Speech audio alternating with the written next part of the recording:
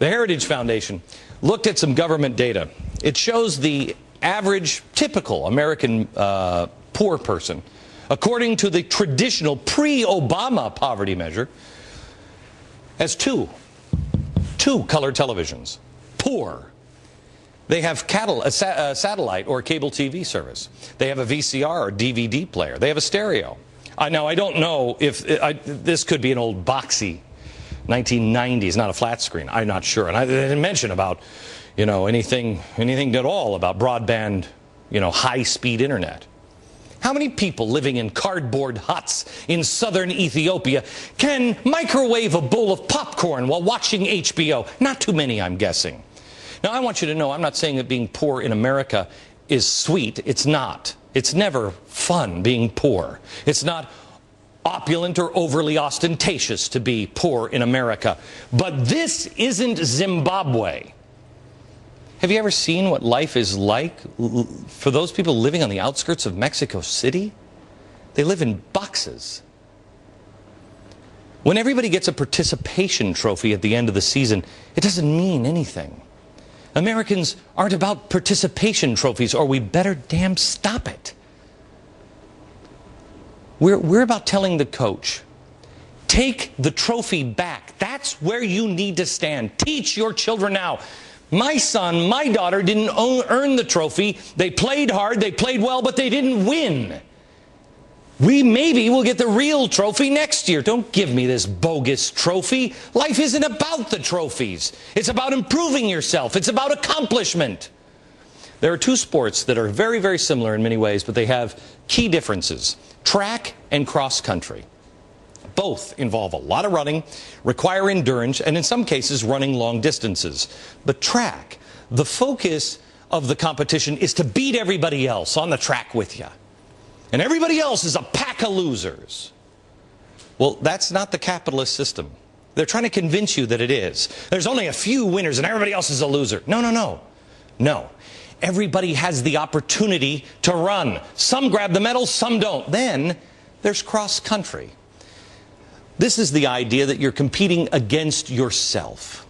In cross country, you want to beat your personal best. You help the team win.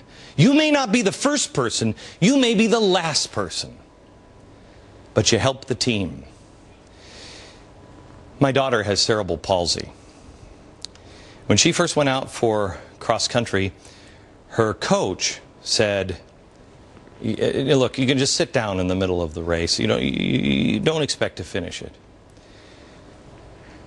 That offended her. When she graduated from high school, she was the captain of her cross-country team. She completed every race she ran in. She finished last. In last place, every single race she ran. Every race. We had to watch the time ourselves because they took down that big official clock. By the time she finished across the finish line, they were all gone. I guess some people could say, well, she failed, and try to compensate her for her perceived failure, forcing those around or all around her to start later, maybe dishing out time penalties to others because that would give her a better chance. That wouldn't help her, that would cripple her. She beat her personal time, her personal best time every single race because of her hard work. She was competing against herself. She earned better times as she ran. She was a winner because she continued to make herself the best she could be. She overcame her own personal obstacles. She didn't worry about anybody else being handicapped, so she could compete. She competed. She finished every race. She did so with honor and integrity. When she graduated, they asked her to give the speech at the end of the banquet. She was the team captain in her senior year. She said, I was told I couldn't compete. I was told that I wouldn't finish the race. It has been my goal to finish every race, and I did. America, we need to overcome our obstacles. We need to finish the race. Forget about the trophy. Others are going to have it better than us. Others will run faster. That's okay. We just need to become the best we can be.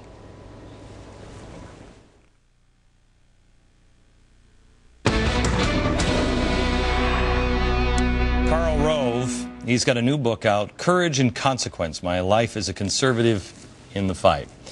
He has been there for a very long time, fighting the good battle. Karl, how are you? Fabulous. I'm even better now that I got the double fried cherry thing. I'm you can have the Twinkie or whatever that I is, did. but I'm having. I've had one of each. They're both great.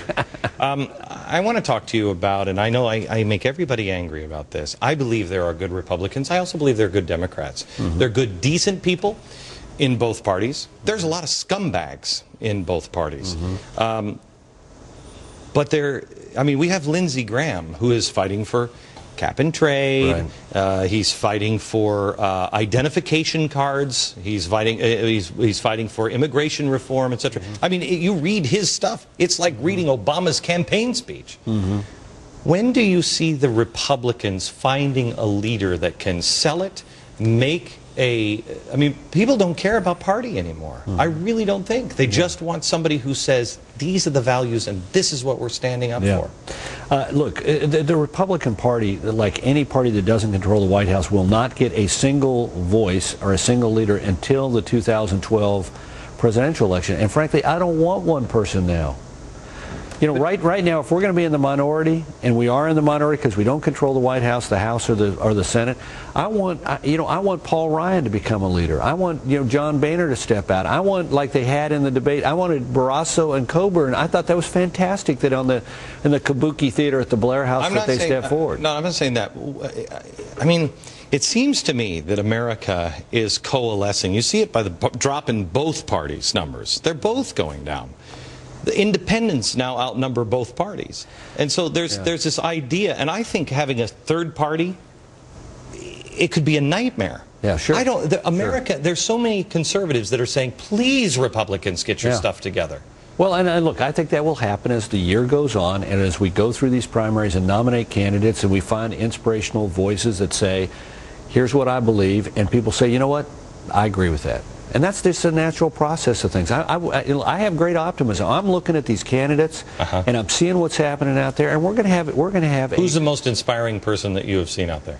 Well, this year, I mean, I got to tell you, I think Paul Ryan, the way he stepped up in that debate. Jeb Hensarling, when he stepped up to the president in Baltimore, I thought was terrific. I thought Tom Price did a great job. Lamar Alexander was the absolute best voice to begin the Republican dialogue at that Blair House meeting. There are lots of these people out there. When I got up this morning, I thought Karl was going to be on the program and stuff, and I thought about all the things that you have seen and through 9/11 and the Bullhorn moment and everything else. Right. It's been 8.5 years. 8.5 years. If I would have told you when he got back from the fire truck, and I said, Karl, in 8 to 9 years, we're going to have a Congress that is hostile to almost every principle of our founding. We're going to have a president who surrounded himself with Mao supporters. Would you believe me? No, but 2006 for me was an epiphany, and I write about it in there. You know, we didn't lose it because of Iraq. If we lost 2006 because of Iraq, then you got to explain why people like Chris Shays out here in the suburban district out in southwestern Connecticut, who makes the entire issue Iraq, wins. How does our candidate in Heather Wilson in New Mexico win?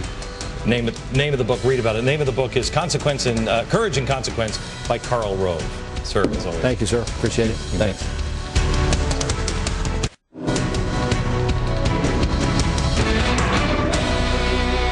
You know, yesterday I had Congressman Massa on, and I had no idea what I was going to say, what questions, what to prepare for, really, because I hadn't talked to him in advance and didn't want to. We were sitting in my office yesterday, and we had the conversation with my staff, and I wrote the monologue and also discussed with my staff what are the questions I'm going to ask. A lot of people would like to see how the show's put together. We now have up on my website at glennbeck.com called the Insider Extreme. It features the radio program and all kinds of things. But up there today is, because the cameras were rolling in my office, we now have cameras everywhere. You can see exactly how we made the decisions we made yesterday. Join up now, Insider Extreme at glennbeck.com. Right back. America, you are going to be the key. You are the answer. But we have to remember who we are. And that means that we have to sometimes remember things we don't want to. Tomorrow is a very special broadcast on extremists in America. Not the skinheads, not the things that you're seeing today, but from the past. Don't miss it. It's a don't miss show. Definitely tomorrow night. From New York, good night, America.